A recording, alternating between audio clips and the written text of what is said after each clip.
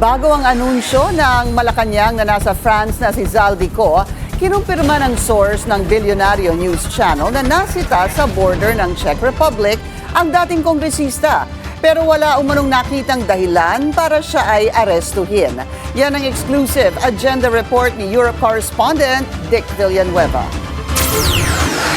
Wala pa rin sagot sa tanong na, where is Zaldico? Wala na kasi siya sa Czech Republic. Ayon sa mapagkakatiwalaang source ng Bilyonaryo News Channel sa Prague, kwento sa amin ng isang malapit na Czech authorities, dumaan sa random check sa border ang dating kongresista. Karaniwan itong ginagawa sa European state borders, kalimitan sa mga non-European race o kung may kahina-hinalang private o commercial vehicle. Si PBBM mismo nag-anunsyo na nahuli na si Ko. Kalaunan ay tinanggi ng DOJ na arestado na ang pugante. Ayon sa BNC source, wala namang red notice laban kay Ko kaya hindi siya pwedeng hulihin doon. Dagdag nito, may Airport Terminal 3 ang Czech Republic na entry at exit point ng mga mayayaman na may sariling private jet o kayang mag-arkila kung kinakailangan. Kaya naman sabi ng source, kung totoo man na nahuli at na-question si Ko sa border, posibleng tumagal lamang ito roon ng ilang oras at pinakawalan din matapos ang interogasyon ng border police. Kaya posible raw na totoo ang sinabi ni dating presidential spokesperson Harry Roque na nakausap niya si Ko kung saan pinabulaanan daw nito na nahuli at nakakulong siya sa Czech Republic. Di pa malinaw sa ngayon pero posible raw na nasa Sinjan District lang ang dating mambabatas. At dahil malaki ang indikasyon na wala na siya sa Prague,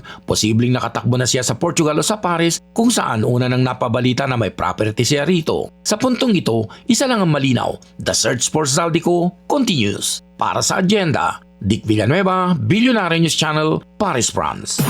Mag-follow sa aming mga social media accounts at mag-subscribe sa aming YouTube channel para sa pinakahuli at eksklusibong mga balita.